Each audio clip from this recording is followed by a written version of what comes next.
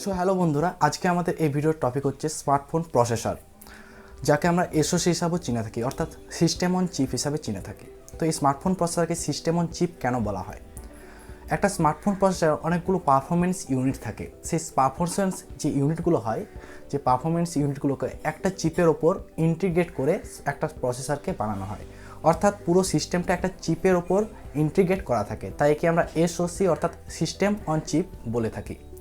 তো চলুন জেনে নেওয়া যাক এই সিস্টেম অন চিপে যে পারফরমেন্স ইউনিটগুলো আছে সেগুলো কোনটা কি কাজে লাগে এবং কোনটা বেশি ইম্পর্টেন্ট, কোনটা একটু কম ইম্পর্টেন্ট। স্মার্টফোন প্রসেসর বলতে গিয়ে প্রথমেই যে ব্যাপারটা আছে সেটা হচ্ছে সিপিইউ অর্থাৎ সেন্ট্রাল প্রসেসিং ইউনিট। এটাকে আমরা স্মার্টফোনের ব্রেনও বলতে পারি।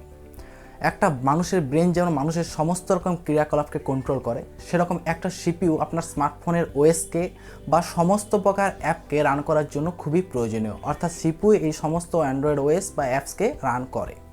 সো সেকেন্ড যে ইম্পর্টেন্ট ফ্যাক্টরটা আসছে সেটা হচ্ছে জিপিইউ অর্থাৎ গ্রাফিক প্রসেসিং ইউনিট।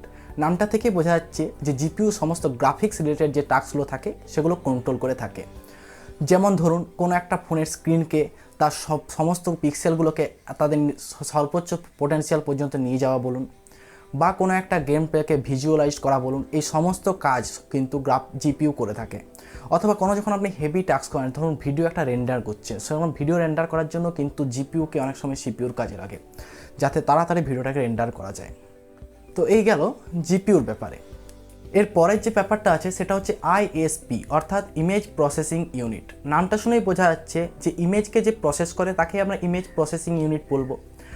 এই আইএসপির কাজ হচ্ছে ক্যামেরা যখন কোনো একটা আমরা ছবি তুলি বা ক্যামেরার দ্বারা কোনো একটা ভিডিও রেকর্ড করি, তখন সেই ক্যামেরা আমাদের আশেপাশে যে পরিবেশ থাকে সেখান থেকে ডিজিটাল ডাটা কালেক্ট করে এবং ডিজিটাল ডাটাগুলো সে প্রসেসরকে পাঠিয়ে দেয় এবং প্রসেসর নিয়ে যায় আইএসপির কাছে। আইএসপি সেই সমস্ত ডিজিটাল ডাটাগুলোকে অ্যানালাইজ করে এবং সেগুলোকে একটা ভালো রকম পিকচারের রূপ দেয়। অর্থাৎ একটা ক্যামেরা থেকে আমাদের ভিডিও তোলা বলুন বা ছবি তোলা বলুন, সেই ছবিটা কেমন হবে বা ভিডিওর কোয়ালিটি কেমন হবে সব কিছুই ডিপেন্ড করছে আপনার আইএসপিটা কত ভালো বা আইএসপির কীরকম ভালো কাজ করে। তাই একটা স্মার্টফোন প্রসেসরে একটা ভালো আইএসপি থাকা কিন্তু খুবই জরুরি। সো ফোর্থ নাম্বারে যে ব্যাপারটা আসে সেটা হচ্ছে এনপিইউ অর্থাৎ নিউরাল প্রসেসিং ইউনিট। মানুষের যেমন নিউরাল সিস্টেম একটা কোনো আশেপাশের সারাউন্ডিংয়ে বুঝতে বা আশেপাশের সারাউন্ডিংয়ে বুঝে তার মতো রিয়েক্ট করতে সাহায্য করে, সেরকমই যে স্মার্টফোন প্রসেসরের এনপিইউ থাকে, সেই এনপিইউ স্মার্টফোন একটা প্রসেসরকে সারাউন্ডিং লার্নিংয়ে সাহায্য করে। অর্থাৎ আপনার সারাউন্ডিংয়ে বিভিন্ন রকম যেসব জিনিস আছে সেই জিনিসগুলোকে বুঝতে এবং সেই জিনিসগুলোকে বুঝে নিয়ে তার মতো কাজ করতে সাহায্য করে। ধরুন আপনি একটা গাছের ছবি তুলছেন আর একটা মানুষের ছবি তুলছেন। আগেকার স্মার্টফোনে কী হতো, যেগুলো এনপিইউ ছিল না তাদের কাছে একটা মানুষের ছবির জন্য যেরকম আপনার ক্যামেরা সেটিং থাকতো, ঠিক সেরকমই একটা গাছের ছবির জন্য ঠিক সেভাবেই সেটিং থাকতো।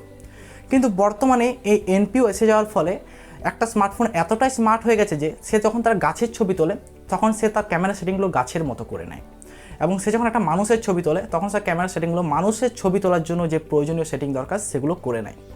অর্থাৎ এনপিইউ সবসময় লার্ন করছে নতুন নতুন জিনিস। তো এই যে লার্নিংটাকে, এটাকে আমরা অনেক সময় এআইও বলে থাকি, অর্থাৎ আর্টিফিশিয়াল ইন্টেলিজেন্স। এই এআই লার্নিংয়ের মাধ্যমে একটা স্মার্টফোনের কাজ করার বা একটা স্মার্টফোনের আমাদের যে ইন্টারেক্ট করার অ্যাবিলিটি বা বলতে পারেন একটা স্মার্টফোনের সাথে আমাদের যে আরও যোগসূত্রটা সেটা অনেকটা বেড়ে যায়।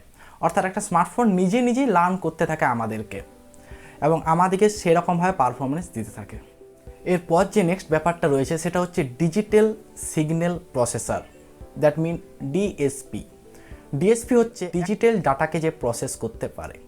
অর্থাৎ আপনার কোনো একটা স্মার্টফোনে মিউজিক ফাইল আছে, সেই মিউজিক ফাইলটাকে যখন আপনি ডিকম্পোজ করছেন, ধরুন সেই মিউজিক ফাইলটার সাইজটা আপনি কমাতে চাইছেন, বা একটা ভিডিও ফাইল আছে সেটাকে আপনি ডিকম্পোজ করতে চাইছেন, অর্থাৎ তার ফাইলটাকে কমাতে চাইছেন, তখন সেই ডিজিটাল মিউজিকের ফাইলটাকে সেই ডিজিটাল ডাটাকে অ্যানালাইজ করে সেটাকে ছোট করার জন্য আমাদের ডিএসপির প্রয়োজন হয়, বা ভিডিও ফাইলটাকে ছোট করার জন্য আমাদের ডিএসপির প্রয়োজন হয়। এছাড়া আমাদের স্মার্টফোনে যে জাইরোস্কোপ সেন্সার থাকে, সেই জাইরোস্কোপ সেন্সারের সমস্ত ডাটাকে যে সিঙ্ক্রোনাইজ করে সে হচ্ছে ডিএসপি অর্থাৎ ডিজিটাল সিগন্যাল প্রসেসর। তো এই ডিজিটাল সিগন্যাল প্রসেসর একটা স্মার্টফোন প্রসেসরের অত্যন্ত জরুরি অংশ।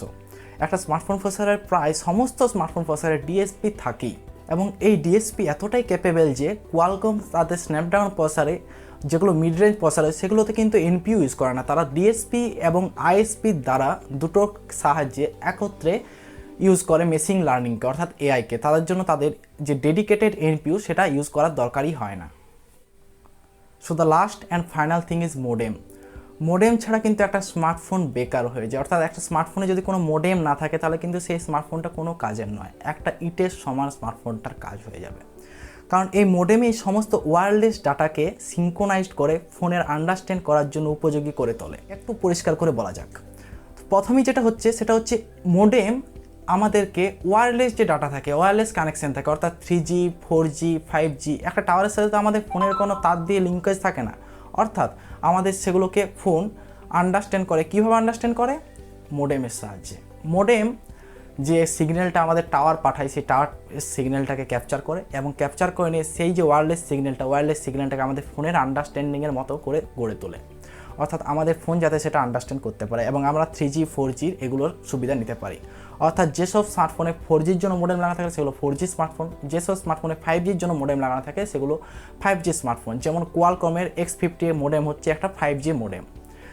সেরকমই সাথে সাথে ওয়াইফাই অর্থাৎ ব্লুটুথ, যেমন বর্তমানে যে টেকনোলজি চলছে ব্লুটুথ 5.0 বা ওয়াইফাই 6 যেগুলো লেটেস্ট প্রসেসর আছে সেগুলো এই মোডেমের সাথে আসে, তাহলে ব্লুটুথ 5.0 মোডেম বা ওয়াইফাই 6 মোডেম, সেই মোডেমগুলোর সাথে যেসব প্রসেসরগুলো আছে সেই ফোনে আপনি এই ব্লুটুথ 5.0 বা ওয়াইফাই 6.0 এগুলো উপভোগ করতে পারবেন।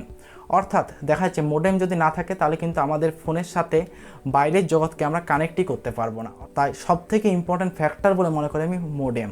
একটা ভালো মোডেম কিন্তু অবশ্যই দরকার। যদি এতদূর পর্যন্ত ভিডিওটা দেখে থাকেন তাহলে ভিডিওটাকে অবশ্যই লাইক করবেন এবং যদি আমাদের ভিডিওগুলো ভালো লেগে থাকে তাহলে চ্যানেলটাকে সাবস্ক্রাইব করবেন এবং নিচে কমেন্ট বক্সে জানাবেন যে কীভাবে আমরা আরও ইমপ্রুভ করতে পারি। তো আর কিছু বলবো না, থ্যাঙ্কস ফর ওয়াচিং।